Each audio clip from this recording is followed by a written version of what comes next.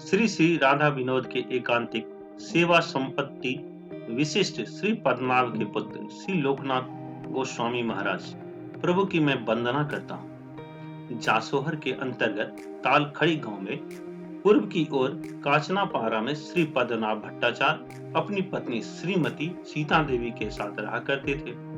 पूर्व बंगाल आज बांग्लादेश के रेल मार्ग के जसोहर स्टेशन से मोटर के द्वारा सेना खली होते हुए खेजुरा और खेजुरा से तालखड़ी जाया जा सकता है। श्री पद्मनाभ भट्टाचार्य श्री अद्वैत आचार्य के अत्यधिक प्रिय और अनुगामी थे। श्री पद्मनाभ और सीता देवी के घर पर श्री लोकनाथ गोस्वामी आविर्भूत हुए थे। श्री लोकनाथ के एक छोटे भाई थे जिनका नाम पल्लभ भट्टाचार्य था। श्री पल्लभ भट्टाचार्य के वंशज आज भी तालखड़ी गांव में रहते हैं।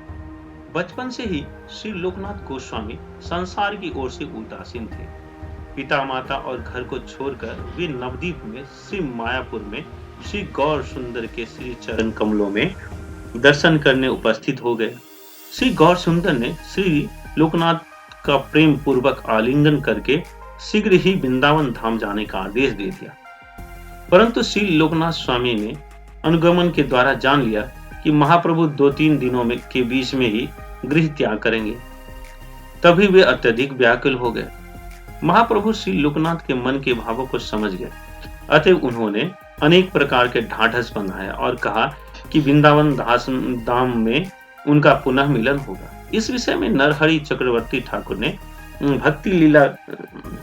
भक्ति रत्नाकर के प्रथम तरंग में लिखा है कि लोकनाथ प्रभु ने रोते रोते प्रभु के चरणों में प्रणाम किया। अंतर्यामी प्रभु ने लोकनाथ का आलिंगन करके उसे एकांत में संतावना देकर तब उसे विदा किया। लोकनाथ ने प्रभु के चरणों में आत्मसमर्पण किया और प्रभु के भक्तों को प्रणाम करके वहां से गमन किया। श्री लोकनाथ फिर घर लौटकर कभी नहीं आए। वे विरह विदुर होकर तीर्थ भ्रमण करने लगे। उन्होंने दुखी होकर अनेक तीर्थों की यात्रा की और वे काफी समय पश्चात वृंदावन आए। कुछ दिन तीर्थ पर्यटन करके लोकनाथ वृंदावन गए। दूसरी ओर भगवान गौर सुंदर संन्यास ग्रहण करने के उपरांत नीलाचल चले गए। कुछ दिन नीलाचल में रहने के पश्चात जीवों का उद्धार करने के लिए दक्षिण में तीर्थ भ्रमण करने लगे। महाप्रभु की दक्षिण यात्रा की बात सुनकर श्री लोकनाथ भी दक्षिण तीर्थों की यात्रा करने के लिए निकल पड़े। महाप्रभु दक्षिण की यात्रा करके वृंदावन लौट आए। यह समाचार सुनते ही लोकनाथ प्रभु भी जल्दी ही वृंदावन आ गए। इसी बीच महाप्रभु वृंदावन होते हुए प्रयाग चले गए। श्री लोकनाथ को महाप्रभु का दर्शन नहीं हुआ, अतः वे अत्यधिक दुखी हो गए। उन्होंने निश्चय किया कि अगले ही दिन वे प्रयाग धाम की ओर चल पड़ेंगे। महाप्रभु ने स्वप्न के माध्यम से श्री लोकनाथ प्रभु को संतावना देकर वृंदावन में ही रुकने का आदेश दिया।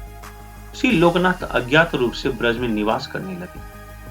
कुछ दिनों के अंतर महाप्रभु के अत्यधिक प्रिय व्यक्ति श्री रूप, श्री सनातन, श्री गोपाल भट्ट, श्री भूगर्भ आदि के साथ श्री लोकनाथ गोस्वामी का मिलन हुआ। एक दूसरे के प्रति उनका अत्यधिक अद्भुत प्रेम था। ऐसा लगता मानो कि वे सभी अभिन्न आत्मा थे। गोस्वामी के मध्य श्री लोकनाथ स्वामी अत्यधिक प्रवीण थे। वे हर समय प्रेम में पागल बने रहते थे। श्री हरि भक्ति विलास ग्रंथ में मंगलाचरण में श्री सनातन गोस्वामी श्री लोकनाथ गोस्वामी की वंदना करते हैं।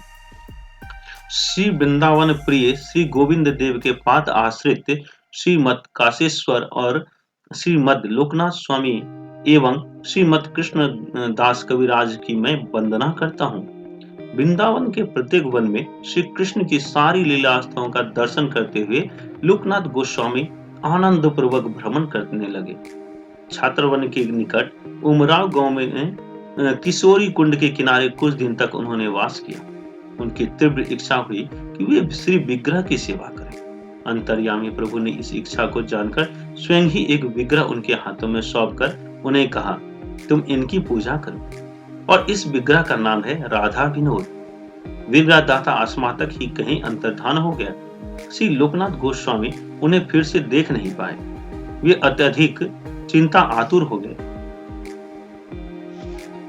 श्री लोकनाथ को इस प्रकार से चिंतातुर देख श्री राधा विनोद हंसते हुए कहने लगे, मुझे यहाँ और कौन लाएगा, इसीलिए मैं स्वयं ही आ गया।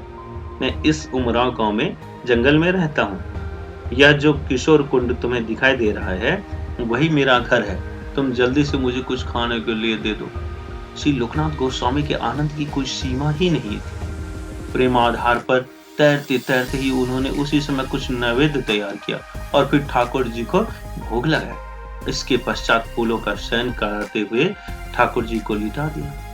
पत्तों के द्वारा काफी देर तक ठाकुर जी को पंखा झलते रहे। मन की प्रसन्नता से तो उनके पैरों को सहलाया, प्रभु के चरणों में तन मन और प्राण समर्पित कर दिया और उनके रूप तथा माधुर्य रूपी अमृत का पान करने में निगमन हो गए।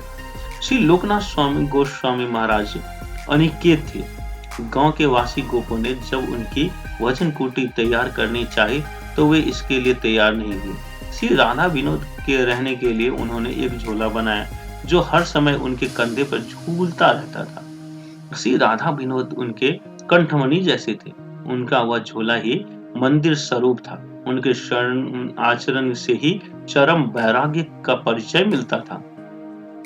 गोस्वामी लोग अनेक प्रयत्न करके तब उन्हें अपने साथ रख पाते थे। श्री महाप्रभु के परम प्रिय लोकनाथ के चरित्र का विश्लेषण करना बहुत कठिन है। जब महाप्रभु और उनके प्रिय श्री रूप, श्री सनातन आदि ने और दर्शन लीला की, तब श्री लोकनाथ गोस्वामी की विरह का यात्रा असह्य हो गई थी। उस समय तो मानो वे केवल महाप्रभु की इच्छा से ही प्रकट थे। श्री लोकनाथ गोस्वामी ने श्री नरोत्तम दास को दीक्षा मंत्र प्रदान किया था। उनके अन्य किसी शिष्य का किसी ग्रंथ में उल्लेख उपलब्ध नहीं है। श्री नरोत्तम दास ठाकुर जिस तरह के गुरु श्री लोकनाथ स्वामी की सेवा करते थे वह अवर्णनीय है। रात के घोर होने से पहले ही वे श्री गुरु देव के मल मूत्र आदि साफ किया करते थे। श्री लोकनाथ गोस्वामी के दीर्घ आयु पर्यंत खादिर वन में भजन करते करते ही नित्य लीला में प्रवेश किया था। उस समय पर श्री युगल कुंड नामक एक जलाशय है, उसी के किनारे पर लोकनाथ स्वामी महाराज की समाधि है। ऐसी मान्यता है कि जब श्री कृष्ण दास कविराज गोस्वामी ने चैतन्य चरितामृत की रचना करने का संकल्प लेकर श्री लोकनाथ गोस्वामी के निकट उनका आशीर्वाद, अनुमति और उपकरण आदि के लिए प्रार्थना की, तो श्री लोकनाथ गोस्वामी ने अपना नाम एवं चरित्र आदि के संबंध में कोई भी वर्णन करने के लिए निषेध कर दिया था। श्री लोकनाथ गोस्वामी पाद की आज्ञा भंग न हो जाए, इस डर से श्री कृष्ण दास कविराज ने श्री चैतन्य चरितामृत में उनके संबंध में कुछ भी नहीं लिखा। श्रावण के महीने में कृष्ण जन्माष्टमी तिथि को श्री लोकनाथ गोस्वामी ने नित्य लीला में प्रवेश किया था। श्री नरोत्तम दास ठाकुर महाशय ने श्री गुरु के चरणों में यह प्रार्थना की जो हमें भी करना चाहिए। हा प्रभु लोकनाथ, मुझे अपने दोनों चरणों में शरण दो। आनंदित होकर यदि कृपा दृष्टि से मुझे देख लो तो ही मेरी मनोकामना पूर्ण हो जाएगी और तृष्णा शांत होगी। इससे यहाँ तो चैतन्य की प्राप्ति होगी और वहां राधा कृष्ण मिलेंगे। यदि तुम ही मुझ पर दया नहीं करोगे तो कौन करेगा। इस बार तो मेरे मन की इच्छा को पूरी कर दो। इन तीनों लोकों में मेरा और कोई नहीं है। मैं रात दिन राधा कृष्ण की लीला का वर्णन गाया करता हूँ, परंतु तुम्हारे बिना नरोत्तम की इच्छा पूर्ण नहीं होगी। हरे कृष्ण कृष्ण कृष्ण हरे हरे, हरे राम राम राम हरे हरे।